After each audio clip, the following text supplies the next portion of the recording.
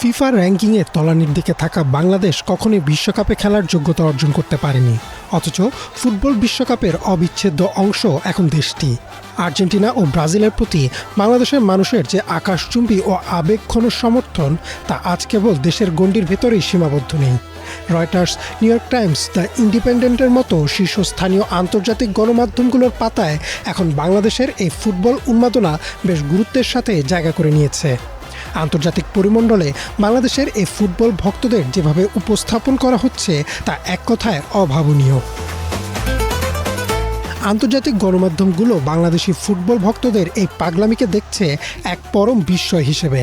Spanish সংবাদ মাধ্যম এল পাইস তাদের এক প্রতিবেদনে অত্যন্ত চমৎকারভাবে উল্লেখ করেছে যে বাংলাদেশ এমন এক দেশ যেখানে হয়তো মেসির নিজের জন্মভূমির চেয়েও বেশি আর্জেন্টিনার ভক্ত রয়েছে। অন্যদিকে তুর্কি টুডে তাদের প্রতিবেদনে বাংলাদেশকে আর্জেন্টিনা ও ব্রাজিলের জন্য সবচেয়ে আবেগপ্রবণ দূরবর্তী আবাসভূমি হিসেবে আখ্যায়িত করেছে। তাদের মতে ভৌগোলিক দূরত্ব বা সাংস্কৃতিক ভিন্নতা যে ফুটবলের ভালোবাসার কাছে কোনো বাধাই নয়, বাংলাদেশ তার সবচেয়ে বড় প্রমাণ। বিশ্বকাপ চলাকালীন বাংলাদেশের প্রতিটি রাস্তাঘাট, বহুতল ভবন যেভাবে প্রিয় দলের পতাকায় রঙিন হয়ে ওঠে এবং মধ্যরাতেও যেভাবে হাজার হাজার মানুষ একসাথে খেলা দেখতে ভিড় জমায় তা আন্তর্জাতিক সাংবাদিকদের রীতিমতো মুগ্ধ করেছে।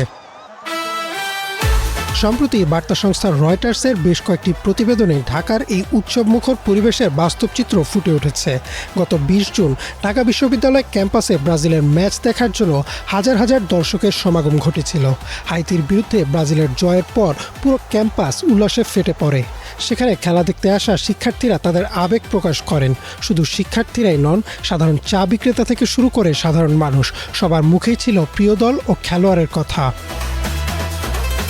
একইভাবে আর্জেন্টিনার ম্যাচকে কেন্দ্র করে ঢাকা বিশ্ববিদ্যালয় এলাকায় এক উৎসবের আমেজ তৈরি হয়।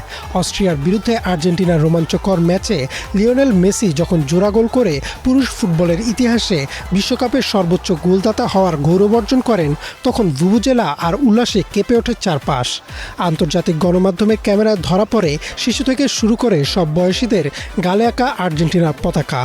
দ্য ইন্ডিপেন্ডেন্ট এবং দ্য অ্যাথলেটিকের প্রতিবেদনেও উঠে এসেছে কিভাবে এই ল্যাটিন আমেরিকার ফুটবল প্রতিদ্বন্দ্বিতা বাংলাদেশে এক বন্ধুত্বপূর্ণ অথচ তীব্র উত্তেজনার জন্ম দেয়। বিশাল এই উন্মাদনা দেখে খোদ আর্জেন্টিনা বা ব্রাজিলের নাগরিকরা এবং খেলোয়াড়রা গভীরভাবে আপ্লুত। নিজেদের মাতৃভূমি থেকে হাজার মাইল দূরে অন্য একটি দেশের মানুষ তাদের জাতীয় পতাকাকে নিজেদের বুকের ভেতর ধারণ করছে। এটা যে কোনো জাতির জন্যই অত্যন্ত গর্বের ও আবেগের।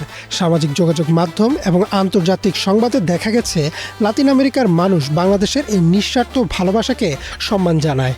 ফুটবল যে কেবল একটি খেলা নয়, বরং এটি যে বিভিন্ন জাতি ও দেশের মানুষকে একটি সুতায় বেঁধে ফেলতে পারে, বাংলাদেশ তার জীবন্ত উদাহরণ। ফুটবল মাঠে না খেলেও কেবল কোটি ভক্তের নিঃস্বার্থ ও অকৃত্রিম ভালোবাসার জেরেই বাংলাদেশ আজ ফিফা বিশ্বকাপের ইতিহাসের এক অবিচ্ছেদ্য এবং অনস্বীকার্য অংশ হয়ে উঠেছে, যা বিশ্ব ফুটবলের সৌন্দর্যকে আরও বহুগুণ বাড়িয়ে দিয়েছে। ইমরান মাহমুদ, বাংলা ভিশন।